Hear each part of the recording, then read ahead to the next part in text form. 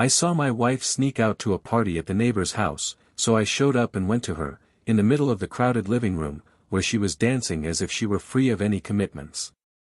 When she saw me, she froze. She just said, "I can explain." But I had already understood everything. Without a fuss, I simply turned my back and left our story at the end. In the following days, she tried to contact me, but her lover made it clear he didn't want anything serious. Alone, she faced the emptiness of her own choices. I moved on, and time brought me a new love, someone who looks at me truthfully and builds alongside me with loyalty. When she met me again, her eyes begged for a chance, but her heart was already elsewhere. I forgave her, yes, but not to return. And that's when her penny dropped. It wasn't the kissing scene. Nor the body pressed too close. Nor the wide smile of someone who had completely forgotten the world she had promised to share with me. What destroyed me there, standing in the bright room, was the lightness with which she moved, as if she had never loved me, as if I were just a shadow she had left behind long ago. As she twirled, danced, and laughed, something inside me collapsed silently. It was the end, I knew. But more than the end, it was the truth. The truth we pretend not to see until it becomes impossible to ignore, that someone can be with you every day, but have been gone for months. That an "I love you" can become a habit, a routine, a lie. That even touch can be a disguise for absence. I lived through it all. And when I saw her there, dancing with her eyes closed, I felt that woman was no longer mine. And maybe she never had been. She froze when she saw me. Not out of fear. But because, deep down, she never thought I would show up. She thought she was smart, discreet, invisible. But love has a scent that no lie hides. Love feels. And I felt it. Even when everything seemed normal, even when the kiss came before coffee and the "good nights" still sounded sweet, I felt something was off. The silence between us was no longer peaceful. It was discomfort. It was emptiness. I tried to believe it was a phase. That time would bring back what we had. But time brings nothing. It only reveals.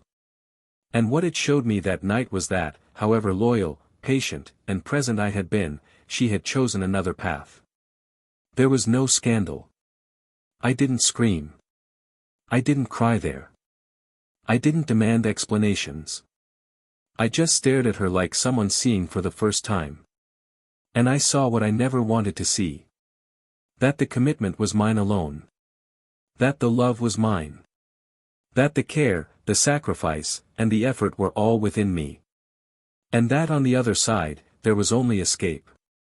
A desire for freedom that didn't combine with an alliance. An urge to experience something new, even if it was superficial. And so, in the middle of that room, surrounded by people who didn't even know my name, I understood everything. I turned around and left, leaving behind not only a woman, but the illusion that we had a future. In the days that followed, she tried to explain herself.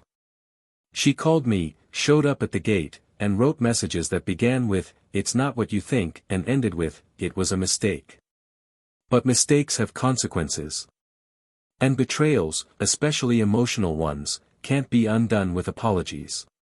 Her lover didn't want commitment. She quickly realized she traded stability for instability, depth for appearances. And for the first time, she was alone. But the worst part wasn't the loneliness. It was knowing that the only place she wanted to be was the one she herself had destroyed. While she sank into regret, I followed. And not out of revenge. Not out of pride. But because pain taught me to choose myself. I found someone who doesn't carry doubt in their eyes. Who doesn't mince words.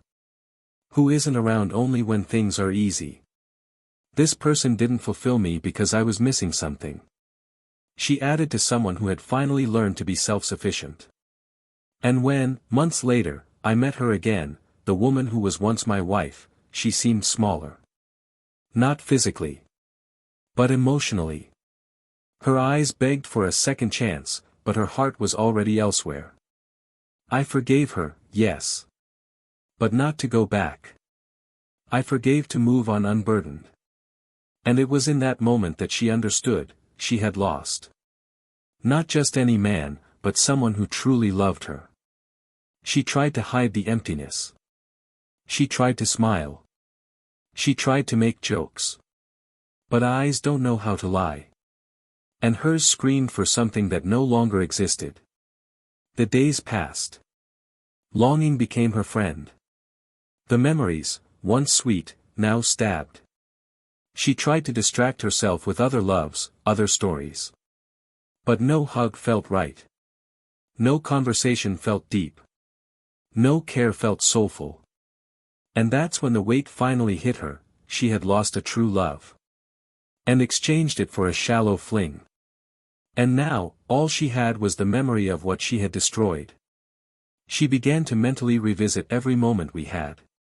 Our lazy Sundays, the simple dinners with background music, the fights followed by reconciliation, the plans for the future.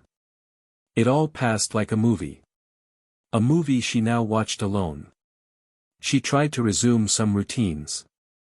She went to the park where we used to walk together. She sat on the bench where we used to talk. But absence was a ghost that wouldn't let go of her hand. That world, which had once been home, became a memory. And the memories, once sweet, became bittersweet. Because she knew, it would never be that way again with anyone else. She began talking to the mirror. Searching for answers. Wondering when she began to stop loving. And she realized it wasn't all at once. It was little by little. It was when she stopped asking how my day was. When she began hiding her cell phone. When she preferred the silence of the television to the sound of my voice. When she allowed the other person in, even though she knew there was still someone there who loved her. Love doesn't die with a scream. It dies in neglect.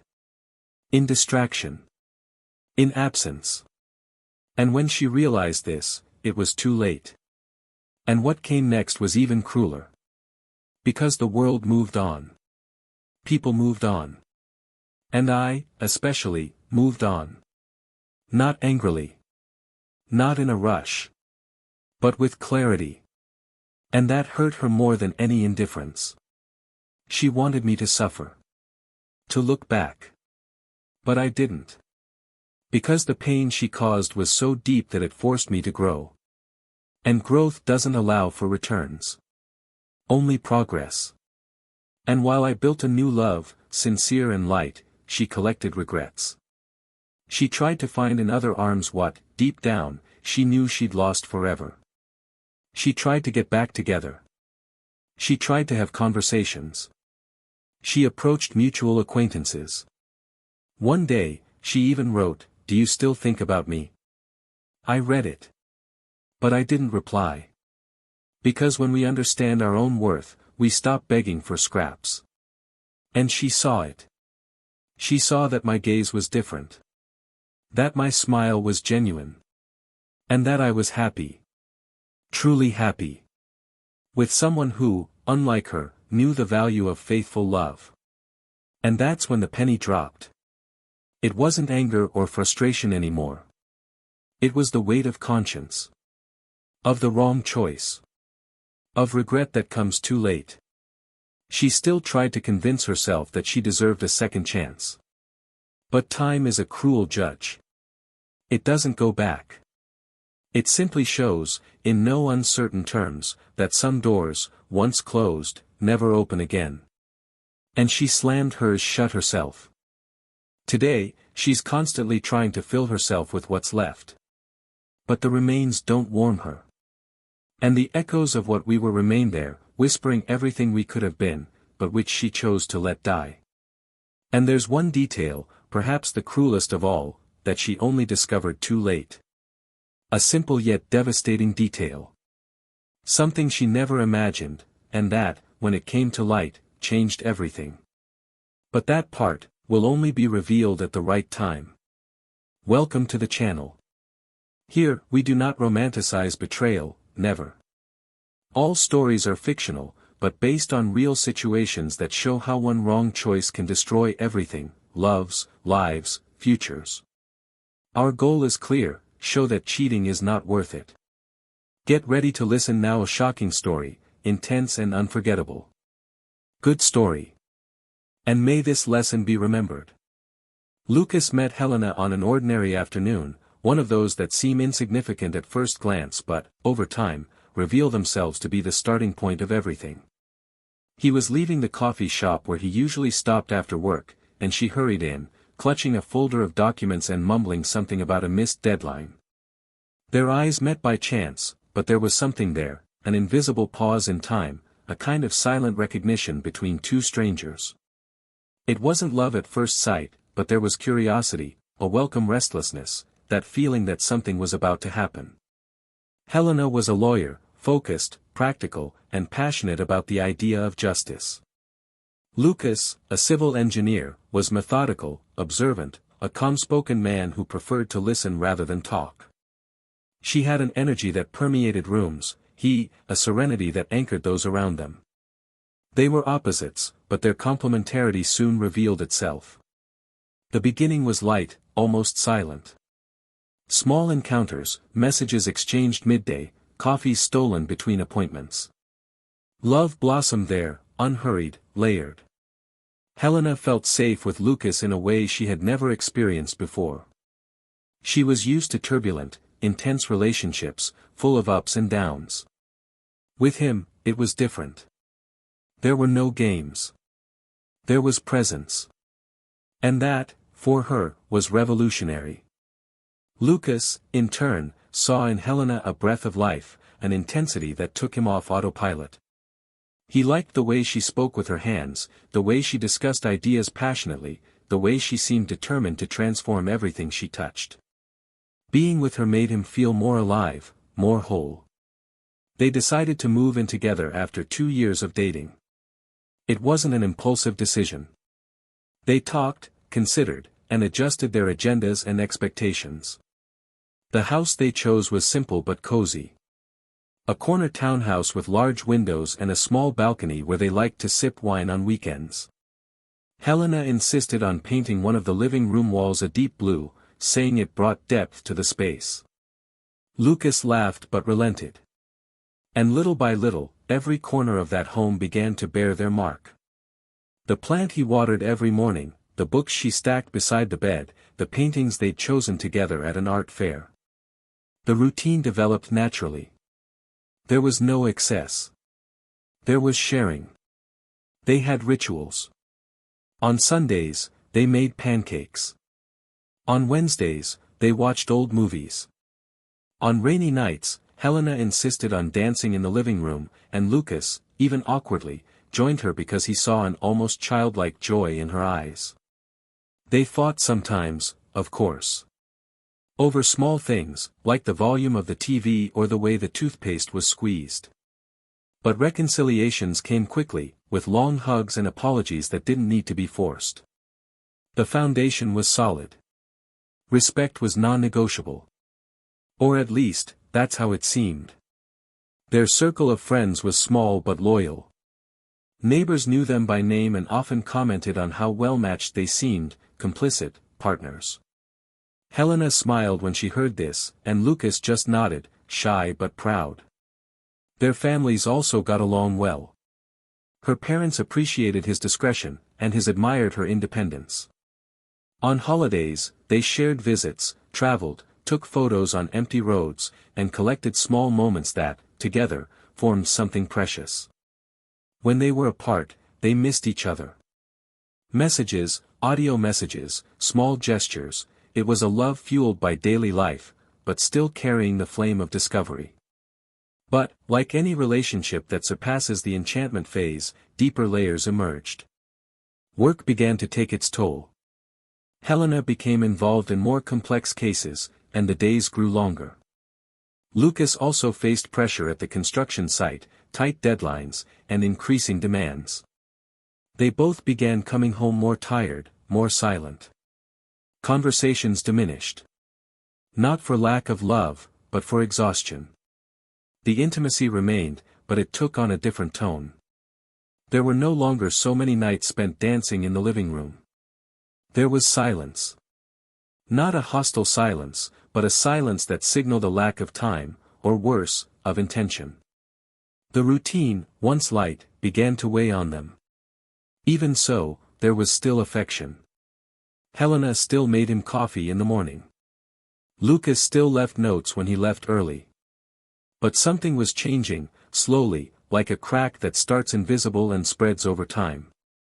Small disagreements began to emerge, a cancelled dinner, a forgotten birthday, a postponed promise.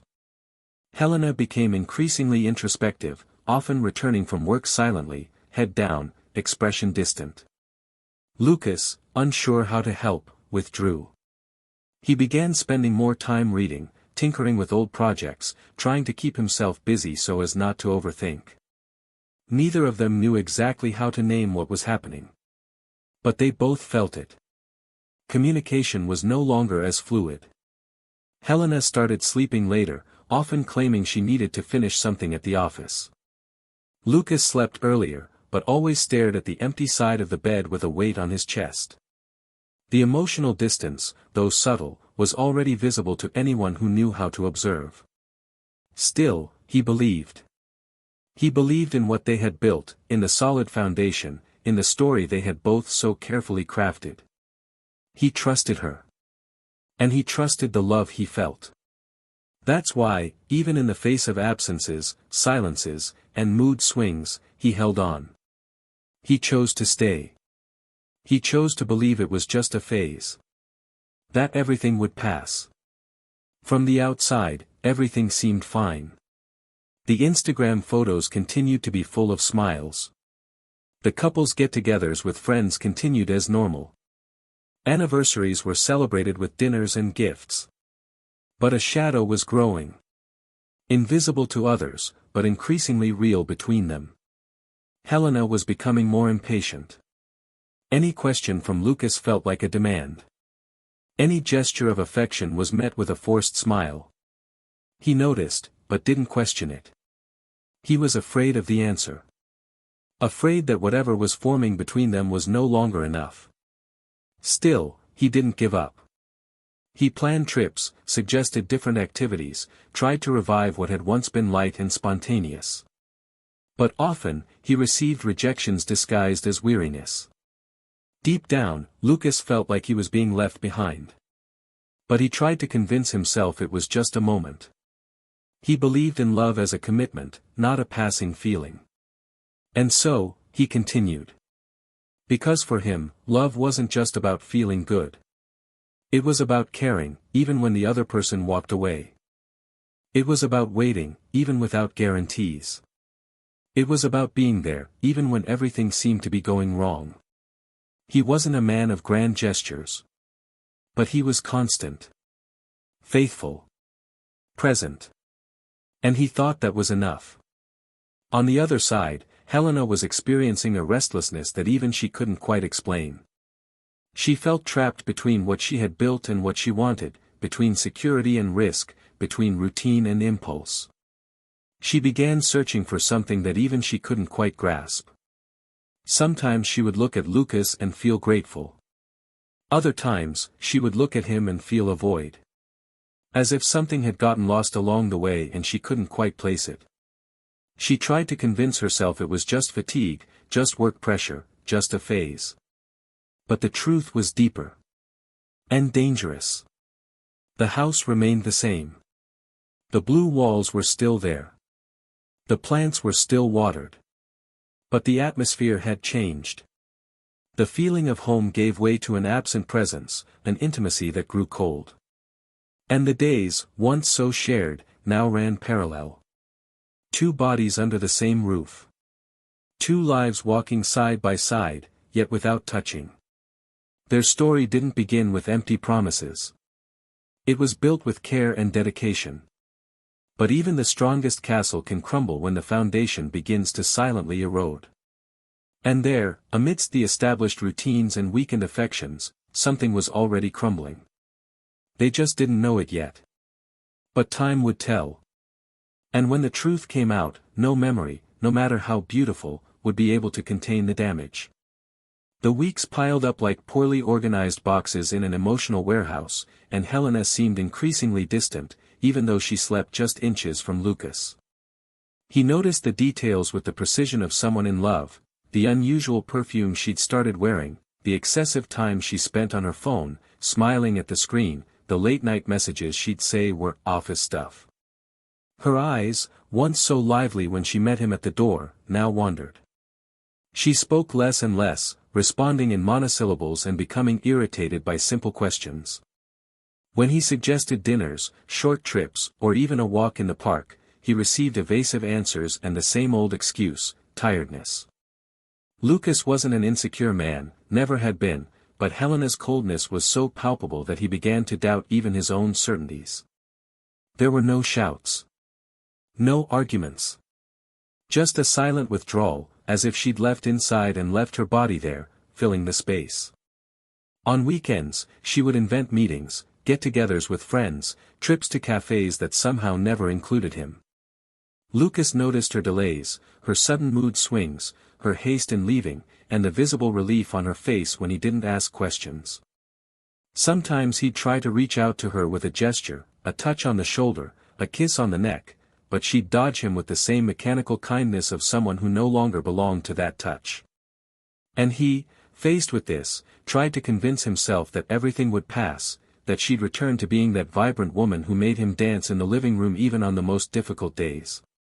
He began to pay even more attention to the little details. He started washing the dishes before she saw, buying flowers, leaving notes with phrases she liked, and one night he even prepared dinner with her favorite dish, playing the music they used to listen to. Helena arrived late, came in talking on the phone, ate dinner in silence, and went to sleep with a kiss on her forehead that lasted no more than a second. He sat at the table, staring at the remains of his dinner, trying to find a reason to still believe. She even changed the way she dressed. Clothes she hadn't worn in ages reappeared, elaborate makeup on ordinary days, new lingerie folded neatly in the closet. And instead of celebrating, Lucas felt his stomach churn. An uncomfortable intuition took hold, the same one that hits us when we know something is wrong, even without proof. One Saturday morning, seeing Helena's reflection in the mirror as she put on makeup for another get-together with friends, Lucas considered asking her directly. He thought about telling her he was seeing everything, that he felt her absence every day, even with her physical presence. But he kept quiet. The fear of the answer, the fear that the suspicion would become reality, overcame his courage. Then he smiled, told her she looked beautiful, and watched her leave, as he had so many times before, wearing a perfume that wasn't his. In their neighborhood, there were always small gatherings between neighbors. A barbecue here, a birthday party there, a few good glasses of wine. It was through one of these unpretentious invitations that the evening unfolded. A couple across the street was throwing a party, just for the closest people. Lucas didn't want to go, he didn't like forced crowds, and said he'd rather stay home. Helena, upon hearing the host's name, hesitated for a second, too quickly for him to catch, but then she covered it up and said she might stop by. On the night of the event, she donned a black dress she hadn't worn in ages, applied perfect makeup, spritzed on a new perfume, and left without looking back. Lucas stood on the porch, watching the quiet street and the few cars passing by, a glass in his hand and an anguish in his chest that refused to subside. Inside, there was a growing unease, a need to confront what he pretended not to see. An hour passed, then two. And something inside him tightened. His mind tried to rationalize, she just left, she was meeting with the neighbors, everything normal. But his heart knew. It knew the way it knows who it loves and knows the steps of the person it chose. He took the key and crossed the street with calm steps, as if carrying their last hope in their pocket. As he approached the house, music could already be heard from the gate. Laughter, conversation, familiar voices. He entered with the naturalness of someone invited, and greeted 2 or 3 familiar faces. No one noticed his presence.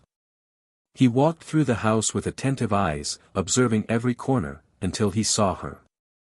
She danced in the center of the room, surrounded by people, with a lightness she hadn't shown in months. She was free, alive, smiling with all her heart, as if the world were weightless, as if she were free. And beside her, a man. Tall, expressive, his hands firm on her waist, his eyes connecting with hers in a silent, intimate code. It was more than friendship. More than sympathy. It was connection. Lucas stopped at the door to the room, without an immediate reaction. Her heart raced, not out of anger, but in confirmation. She saw him. And for an instant, time seemed to stand still. Her smile faded, her eyes widened, her footsteps stopped. The man beside her hadn't yet noticed her. But she had. And in that moment, the universe split in two, the before and the after. Helena slowly moved away from her dance partner, her face pale, walking toward Lucas, visibly shaken. She tried to smile. She tried to appear natural. But guilt was a veil impossible to hide. Lucas said nothing. His eyes, until then calm, now held a depth that blended sadness, disappointment, and a silence that screamed louder than any words. Helena tried to speak, began some random sentence, "I can explain," but her voice came out shaky, fragile, irrelevant to what was already before his eyes. There was no scandal. There was no need for an audience. Just a truth that, finally, became undeniable. Lucas took a step back, looked away, and with a simple gesture, turned his back. He left not only the crowded room behind, but a part of himself that still believed in us. As he walked back home, the street seemed longer. The wind, colder. The house that had once been a refuge now waited for him empty. He entered, calmly locked the door, sat on the sofa, and ran his fingers over the cushion that still held her scent. But he didn't cry. He was numb. The pain would come later, in waves. For now, it was the shock. The clarity. The confirmation of what his body had felt for a long time, but his heart refused to accept. The next morning, there were no arguments. Only silence. Helena tried to speak. But Lucas, with a direct look, told him he no longer needed explanations. That everything had already been said in the gesture. That there was no room for apologies where trust had been killed with a stranger's hug. In the days that followed, Helena tried to return to her old self. She sent messages, left notes, made coffee. But Lucas no longer reacted. His presence was physical, but emotionally, he was already gone. And she, seeing the abyss forming, began to understand that what had once been safe was now lost territory. She tried to convince herself it had been a slip-up, a confusion of feelings, a momentary lapse. But deep down, she knew, you don't just betray a body, you betray a story. And their story, however beautiful, was now marked by a point of no return. She didn't yet understand the magnitude of the loss. She thought that with time, with persistence, she could win him back. I still didn't understand that Lucas wasn't the kind of man to make a scene. He was the kind of man who, when he leaves, takes everything he's built with him, and never comes back. But what she also didn't know was that what would come next, what hadn't yet been revealed, carried an even greater pain. A secret. Something that would completely change the way she viewed everything that had happened. Something that, if discovered, would make her regret hurt with an intensity she hadn't even imagined possible. Time had passed with a cruel slowness, as if each day had twice as many hours. Helena now walked through the rooms of the house with light steps, as if afraid of disturbing the emptiness.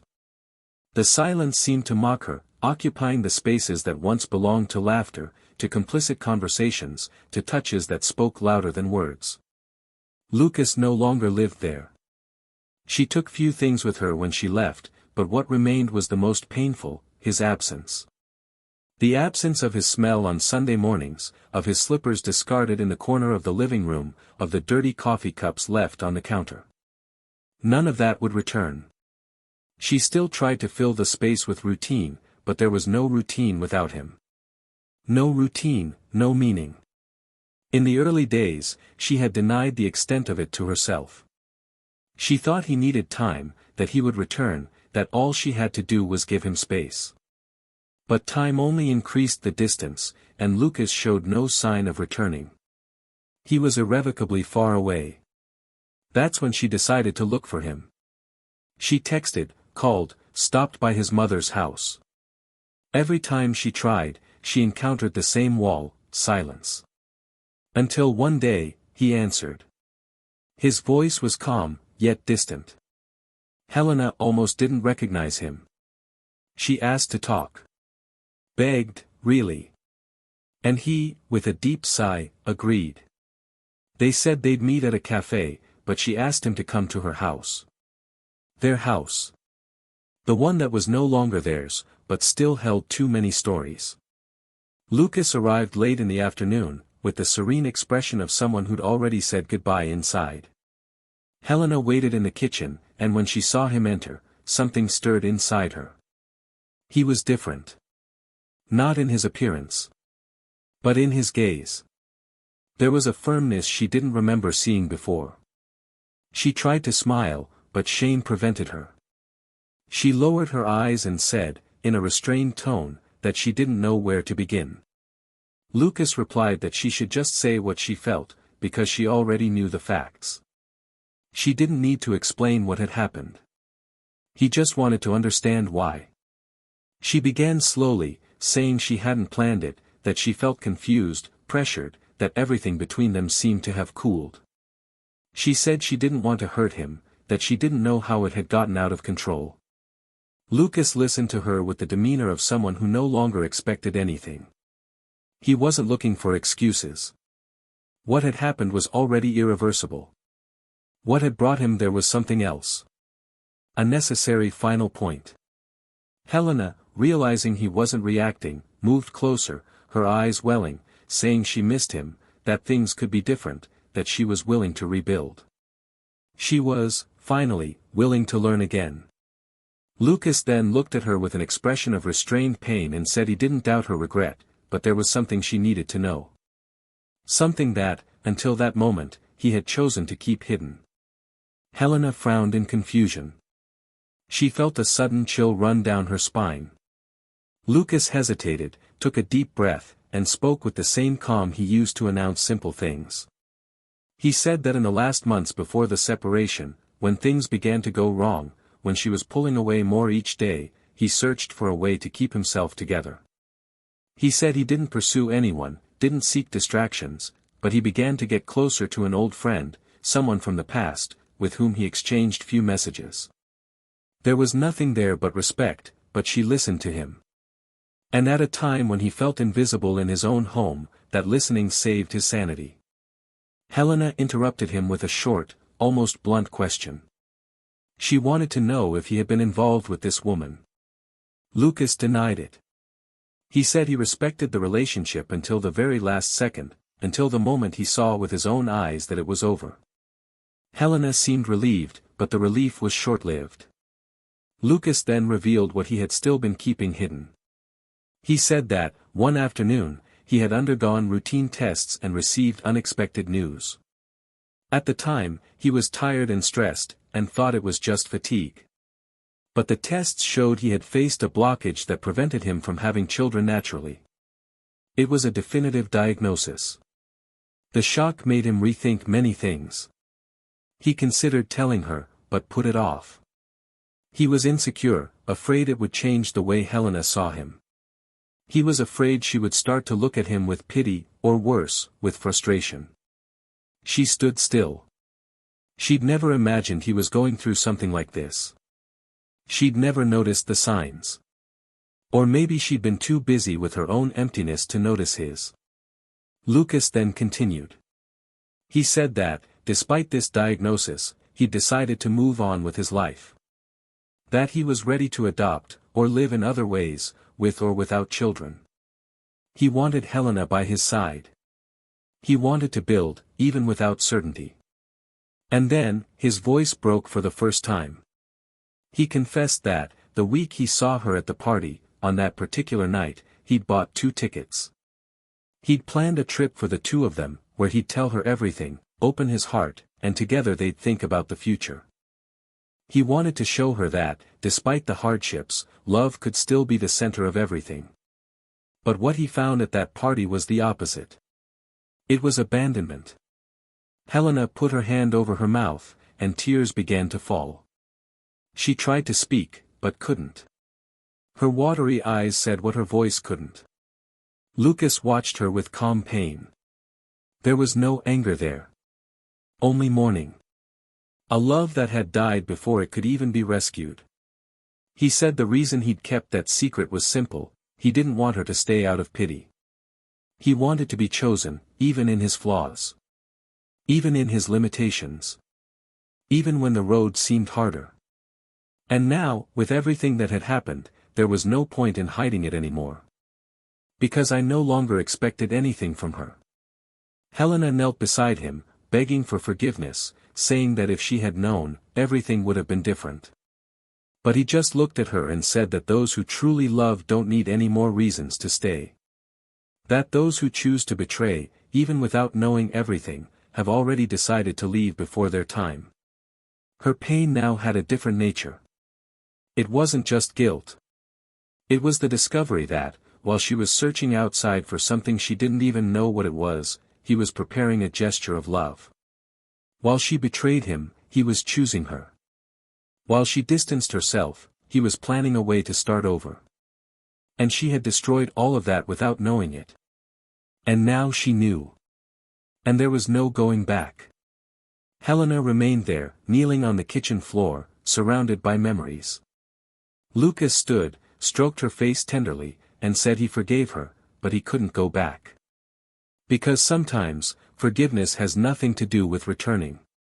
It has to do with liberation. And that he had already freed himself. Then he walked out the door. Leaving behind a broken woman, a story that could have been endless, and a love that, despite everything, was real. But which she only recognized when it was too late. And there, in the silence that fell after his departure, she began to understand, for the first time, what she had truly lost. And this understanding would stay with her for the rest of her life. Helena couldn't move for long minutes after Lucas walked through that door for the last time. The sound of the latch clicking into place, so subtle and definitive, echoed like thunder in her ears. Still kneeling, her face wet with tears and her breath ragged, she stared at the floor, trying to find any shred of emotional ground to support her. But all that remained was darkness. For the first time, she understood what it meant to lose someone in life. His absence wasn't just physical, it was complete, irreversible. There was no hope left, and it was a silent poison coursing through her veins.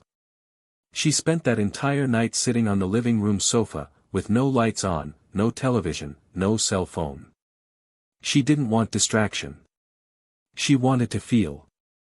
She needed to feel everything she had avoided for so long. Because now there was no escape. The following days were filled with what remained: the clothes he hadn't taken, the books on the shelf, his favorite cup on the top shelf, the scent that still lingered on her pillow. Helena walked through the rooms as if visiting ruins. In every corner, there was a small vestige of a love she'd demolished with her own hands. She tried to work, tried to stick to her routine, but Lucas's face wouldn't leave her mind. His revelation had exposed a pain deeper than any punishment she imagined she deserved. She thought about the time he'd spent planning that trip, the weight he'd carried inside without ever burdening her, the way he'd chosen to love her even in the face of a limitation that, for many, would be the end of a dream. And she, instead of loving him more for it, turned her face away and sought distraction in the arms of someone else. This was the naked truth, unfiltered, unapologetic. She'd traded love for vanity, profundity for distraction, truth for fantasy. One morning, after another sleepless night, she decided to seek out the man she'd gotten involved with. She needed to understand what it really meant, needed to know what was left of it. She arranged to meet at a secluded cafe, where no one knew her, and waited. He arrived late, as usual. He smiled with an empty charm, as if nothing had happened, as if they were just two adults playing a casual game. When she began to talk about everything that had happened, he interrupted with banal phrases, trying to make light of the situation. He said he'd never promised anything, that everything had always been clear between them, that she was exaggerating. Helena stared at him with a lump in her throat. For the first time, she saw clearly what that man really was, an escape. A mirror that reflected only the shallowest and most selfish part of her. She felt ashamed. Not only of him, but of herself. She got up from the table without finishing her coffee and left without looking back. It was there that she understood the true meaning of loneliness. It wasn't being without company, it was realizing that the only company she had in decisive moments was her own absence. Over the weeks, he tried to start over. He went to therapy, started writing letters he would never send, started going to the park where they used to walk, sat on the bench where they talked about the future. But everything hurt. And it was meant to hurt. Because she needed to feel every last drop of the consequences of her choices. One day, on a cloudy afternoon, she decided to visit the old bookstore where Lucas loved to waste time browsing. He wanted to reconnect with something still pure. Upon entering, he saw a woman sitting at one of the reading tables, laughing softly with a man she knew very well. Lucas. Time stood still for a second. He was different. Lighter. More present. His gaze shone in a way she no longer remembered. The woman beside him was discreet, but there was a connection between them that needed no fanfare. It was simple. It was natural. It was love. Helena left with a broken heart, but with a strange relief. It was as if she had finally understood that Lucas was no longer part of her story. That the love that had once been theirs now bloomed in another garden. One she would never have access to. She considered leaving the city, starting over somewhere else. But she understood there was no point in running away. She had to face it. She had to continue living in the places where she had been happy and where she had destroyed that happiness. It was the least she could do. There was no longer any room for blame. All that was left was to learn. And learn the hard way, with definitive loss. A year passed. The seasons changed, the house took on new hues. Helena renovated her room, changed the furniture, and started over from the outside in an attempt to reorganize the inside. One ordinary morning, when she had no longer expected anything, she received an envelope with no return address. Inside, a letter in handwriting she knew well. It was from Lucas. It wasn't an attempt at rapprochement. It was a farewell. Not a spiteful farewell, but a gentle closing. He said he was fine, that he had found peace and that he wished she would find it too. He thanked her for the good times, for the lessons learned, and said he forgave everything.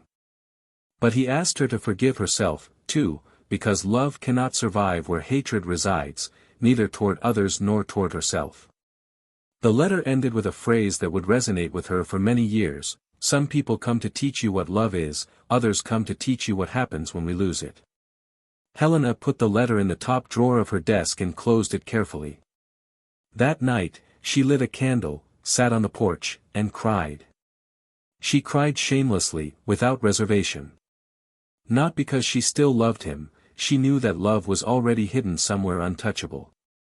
But because she finally understood that everything she destroyed was born of a choice. That the betrayal wasn't a momentary mistake, but a continued neglect of something that should have been protected with both hands. She realized that not all love gives a second chance. That sometimes, forgiveness comes only so the other person can move on in peace. And that, in life, some loves are only experienced once. And once lost, there's no going back. All that's left is to move on. More aware. More humble. And, above all, more alone. Lucas's letter arrived like a cool breeze on a hot day. There was no warning, no hint that he would write again. The envelope rested in the mailbox like an unexpected ghost, silent and yet impossible to ignore. Helena held the paper with trembling hands, almost reluctant to open it, as if its contents might somehow alter the little balance she had painstakingly built over the course of that year. But it was impossible to ignore. In that moment, she realized that some stories don't end with a scream, nor with absence, they end with the bitter delicacy of a handwritten period. And this period wasn't just about the end of a relationship, it was about the end of an illusion. That she could still, somehow, undo the past. And perhaps the most painful thing was realizing that forgiveness had come. But with no return. No door ajar. No second chance. It was a forgiveness that freed him. And left her with the weight of understanding. In the days that followed, Helena found herself facing a profound moral dilemma. She had always believed she could make amends for what she had done, that love could endure even betrayal. But now, with everything said, with the letter kept as a trophy of regret, she began to question the limits of forgiveness. Does love, no matter how true, really have to endure everything? Does someone who betrays, even in pain, have the right to ask for a new beginning? Or are there mistakes that, due to their gravity, simply end the right to ask for anything? The pain of loss was no longer the focus. What hurt now was the bitter learning that some actions are definitive. That there are wounds that, even healed, leave scars too deep to ignore. In contrast, Lucas was living a completely different moment. Since that last conversation in the old house they once called home, he hadn't looked back. Not out of coldness, but out of wisdom. He understood that insisting on trying to save what had died would be disrespectful to his own history. And even though he had cried all there was to cry, even though he had carried the weight of silence for a long time, the fact is that he had found peace. And more than that, he had found someone who saw him with clear eyes, without guilt, without a past. A woman who arrived without promises, but with gestures. Who didn't ask for proof, didn't demand presence, but offered reciprocity. Someone who, little by little, filled spaces not with noise, but with constancy. Who understood the depth of silence and who knew that, sometimes, loving is just being. Lucas learned from her that true love doesn't have to be intense all the time, it has to be real. And he allowed himself to experience this without guilt. Because he knew that loving again didn't mean forgetting. It meant respecting what happened, but choosing to move forward. Helena, for her part, found herself surrounded by memories that no longer knew where to turn. There were photos she could no longer look at, songs she avoided listening to, perfumes she changed so as not to trigger memories. Everything was an emotional minefield. She began writing about her pain, not to expose it, but to understand. She developed the habit of sitting on the porch every morning with a blank notebook and scribbling down random words. Sometimes she wrote letters to Lucas that would never be sent.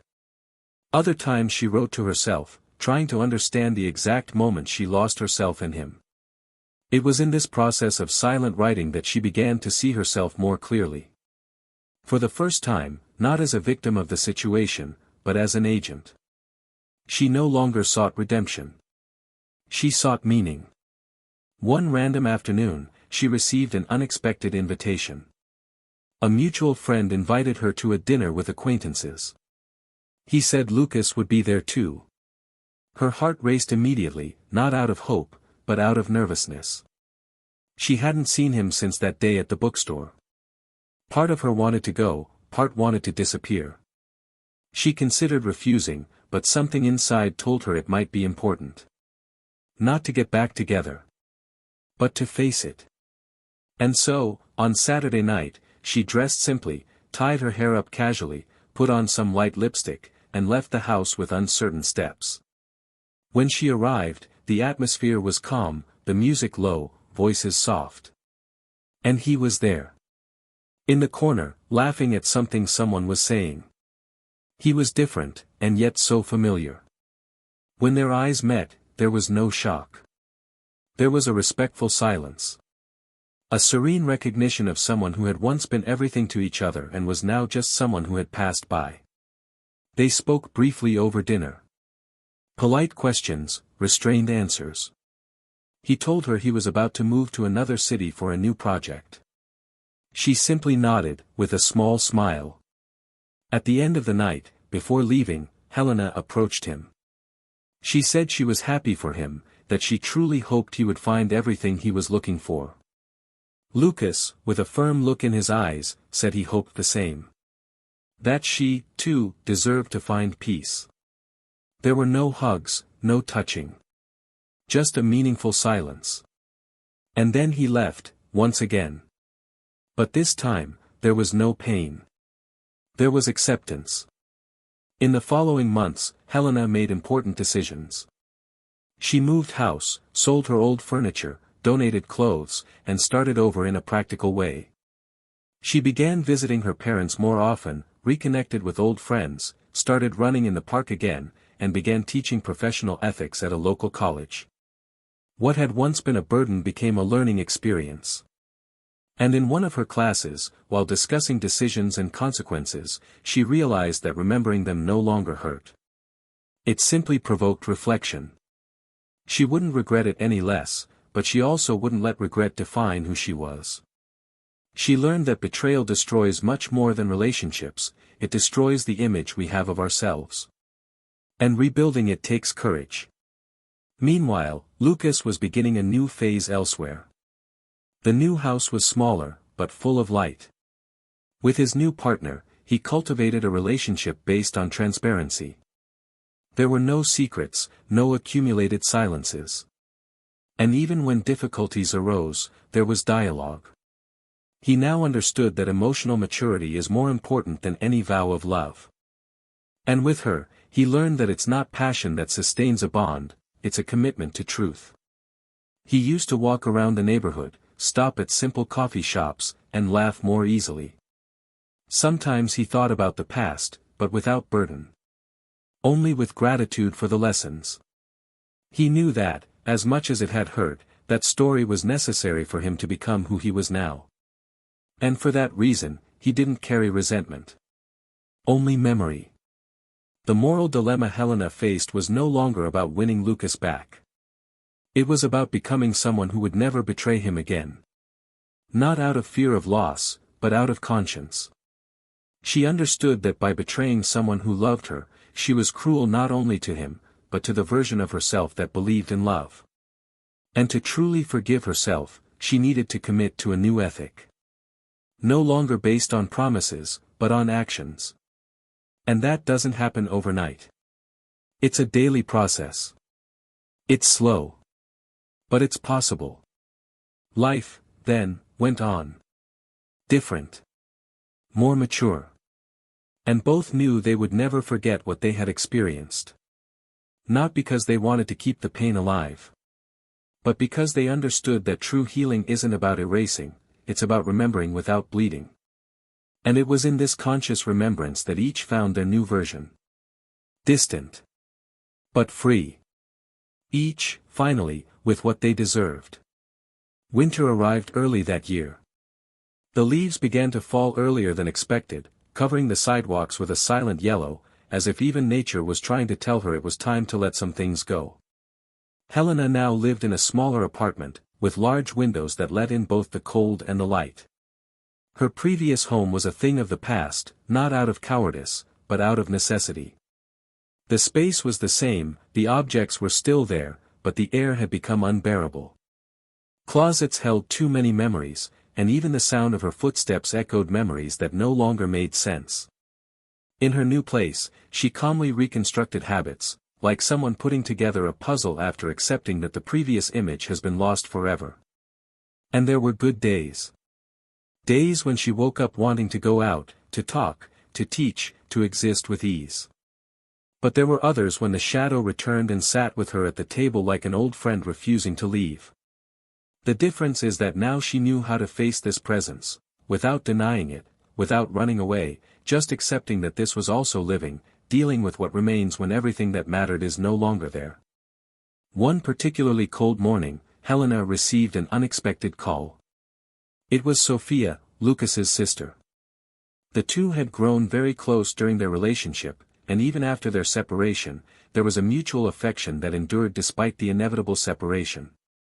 Sophia spoke gently, saying she knew it might not be the right time, but that she was organizing a small gathering for her father's birthday and that, for some reason she couldn't explain, she felt Helena should be there.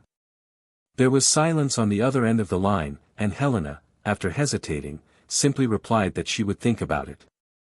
Throughout the day, the idea stuck in her mind. It was as if something inside her knew that the invitation wasn't just a social gesture. It was a milestone. A crossing. And deep down, she knew that refusing would mean continuing to hide.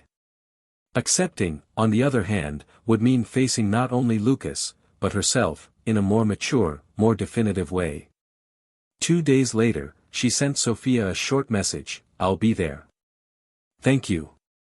The meeting was scheduled at a farmhouse outside the city, in a secluded and simple setting, with tall trees, wooden benches, and a small room with a blazing fireplace. The atmosphere was welcoming, almost nostalgic. Helena arrived earlier than planned, and this forced her to cope with her own anxiety in the first few minutes. People arrived gradually, familiar faces emerging like vivid memories, hugs that mixed affection and surprise. When Lucas arrived, accompanied by his girlfriend, there was a brief internal turmoil. Not among the others, but within her. Watching them together was an exercise in emotional humility. There was no exaggeration between them, no showy affection. But there was truth. And that, as difficult as it was to face, was beautiful to see. Lucas, upon seeing her, approached her respectfully. He gently touched her arm, and they exchanged a serene, mature look. His new companion, with a calm smile, also greeted her elegantly. There was no tension. There was peace. And that peace hurt a little, but it also healed. Later, as people spread out into the outdoor area, Helena sat near the fireplace, patiently watching the fire dance. Lucas approached and, with a subtle gesture, asked if he could sit next to her. She nodded. The silence between them was no longer uncomfortable. It was the silence of two who had already said everything and now only understood. For a few minutes, they simply stood there, listening to the crackling of the wood. Until Helena, with a firm voice, broke the silence. She said that for a long time, she believed her biggest mistake had been betraying him, destroying what they had. But as time passed, she understood that the mistake began much earlier, when she stopped listening, when she stopped seeing him as a companion and began to see him as part of the routine. Lucas listened attentively, without interrupting. And then she continued. She said she was aware that he was ready to love, to build, to face any obstacle, even those that seemed insurmountable. And that she, immature and insecure, had run away. She was a coward. And the greatest punishment wasn't losing him, it was realizing, later, that she would never be loved that way by anyone else. Lucas lowered his head, took a deep breath, and responded gently. He said he listened to her with respect, and that the pain, which had once pierced him like a knife, was now just a scar. That he'd learned to look back without anger, because he understood that not everything that breaks needs to be fixed. Some things break to show they weren't ready to bear the weight of the truth. And that he no longer blamed her. Because today he was happy in a way he never imagined he would be. And this happiness didn't erase their story, it just put it in perspective. Helena nodded, her eyes watering, but without tears. It was what she needed to hear, even though it hurt. It was real closure. No illusion, no going back. Just truth. After that conversation, Helena didn't see Lucas often again. They exchanged a few polite messages in the following months, mainly on important dates. But contact became increasingly sparse. And she didn't force it. She knew that some connections need to be loosened for life to move on. What remained was a feeling of deep respect. For him. And for herself. Because, contrary to what she feared, she didn't end up an eternal victim of her own decisions. She ended up as someone who had the courage to face her flaws, to own her guilt, to rebuild her own story with dignity. She didn't erase the past, but wrote a new present over it, with firmer, more conscious letters.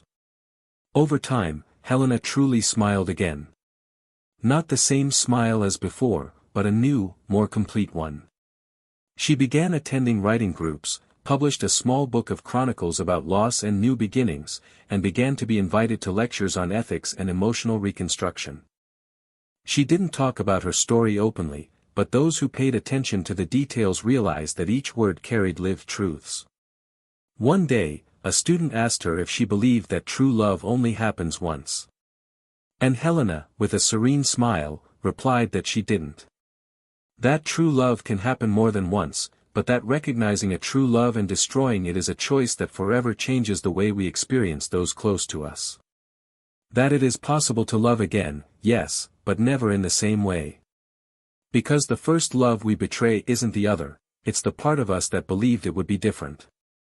Helena and Lucas's story didn't end with reconciliation, it didn't become a fairy tale, but it did transform into something much rarer: maturity. Learning. A lesson. A hard but necessary lesson. That sometimes, those we love deeply leave, and that this goodbye is what allows each of us to become who we need to be. And when we accept this, pain gives way to peace. Not overnight, but at the precise pace of awareness. And so it was, amid silent goodbyes and discreet new beginnings, that life demonstrated what it has always tried to teach: true love only survives where there is truth. And once broken, it isn't mended with promises or regrets, it is mended with actions. But when lost, sometimes the only possible course of action is to let go. Because love is also knowing when to stop trying. Time, as always, followed its course, relentless, silent, immune to human regrets. What had been said, lived, lost, and transformed was now crystallized in the memory of two people who had once been everything to each other, and who were now merely memories crossed on different roads. Months turned into years, and each of them followed such different paths that it would be impossible to imagine them together again. What remained was what no one could take away: the experience, the learning, and, above all, the awareness of the price paid for each choice made. Lucas gradually built a new chapter in his life, not as someone who replaced someone, but as someone who began anew with more truth. The woman who stood by his side today didn't know the deepest layers of his past, but she respected the depth of his pauses, understood his silences, and stood by him firmly on the good days and on the days when the past still scratched at his chest. It wasn't a relationship made for show, but for living deeply. Together, they adopted a 3-year-old girl, who arrived like a sweet hurricane in their lives, disrupting their routine and filling the spaces that had previously been untouchable. Lucas, seeing her run around the house, calling him Dad naturally, felt something no previous experience had been able to evoke: belonging. It wasn't about blood, it was about bond. And this bond, unlike anything he'd ever known, brought no pain or doubt. It brought only peace. He smiled with his eyes again, and that said more than any social media could. You didn't need to prove anything. The new family he had formed didn't carry the ghosts of the past, but the lightness of someone who knows the value of the present. On a random afternoon, sitting by the sea with his daughter sleeping in his lap and his wife at his side, Lucas thought about everything he had experienced. Not with sadness, but with a serenity that only deep understanding allows. He understood, finally, that love is not eternal in itself. It is eternal when it is cared for, when it is protected from boredom, from ego, from the temptation to think everything is replaceable. And that, when one chooses to hurt a sincere love, what is lost is not just the other person, it is a part of oneself that will never be recovered. Helena, on the other hand, had also changed. But her journey was longer, more solitary, and, therefore, more transformative. She never again tried to rebuild what she had with Lucas, because she understood that that love could not be replicated. She tried, yes, to live other stories, but she no longer sought salvation in anyone's eyes. She had learned that relying on another to fill one's own emptiness is the shortest path to repeating the same mistakes. Therefore, she cultivated some time for herself. She invested in her own emotional autonomy, rediscovering the woman who existed before, but now with enough maturity not to lose herself again. She published her second book, now more profound, more truthful. People began to seek her out not as a writer, but as someone who deeply understood what it meant to make mistakes, to fall, and still move forward without pretense. In a recent lecture, when asked what she'd learned most throughout her life, she replied without hesitation, that some choices have an echo. And that love, when betrayed, doesn't die instantly. It rots slowly, from within, until nothing remains but silence. The room fell silent for long seconds. And in that moment, even those who had never been betrayed or betrayed anyone understood what she meant. Because there was a real woman there, scarred, but standing tall. Not perfect, not redeemed from everything, but aware. And awareness, in some cases, is the only possible form of peace. She and Lucas never met again. There was no need. There was no hurt, but there was also no more space. The stories had run their course, and time had firmly healed the stitches that needed to be stitched together. Each had their own outcome. Each followed what they sowed, and reaped exactly what they sowed. And if life were a courtroom, it would be easy to declare justice served. But life is more complex than that. It doesn't punish with violence, it punishes with lucidity. With the clarity that what is lost with betrayal is not just a relationship, but the right to be seen again with the same eyes. Because love may forgive, but it will never be naive again. It will never be the same again. And now, as we reach the end of this story, it's impossible not to wonder, how many true loves were buried in the name of empty passion? How many families were torn apart by momentary need? How many promises were forgotten behind closed doors, without the one who swore realizing what they were destroying? The truth is that betrayal doesn't just hurt the other person, it corrodes the very identity of the betrayer. Because no one emerges unscathed from a decision that breaks a bond of trust, commitment, and reciprocity. The damage isn't just romantic. It's moral. It's existential. And that's why stories like this need to be told. Not to judge, not to condemn, but to remind, with force, that loyalty is still a non-negotiable value. That true love, when found, must be cherished with both hands. Because rebuilding is possible, yes. But it will never be the same. And sometimes what you lose, is the most precious thing you could ever have in life. If you've made it this far, with your heart stirred and your mind silent, share with us, what did this story make you feel? Comment below, we'd love to hear your thoughts. And if you believe these stories offer important insights, subscribe to the channel, turn on notifications, and share with someone who needs to hear this today. And never forget, this channel does not, under any circumstances, support any kind of infidelity. Our purpose is clear, to show, through fiction, how infidelity destroys not only relationships, but the most noble essence of human beings, the capacity to love and be loyal. Until the next story. And remember, those who cheat may regret it, but the love that was betrayed, will never be the same again.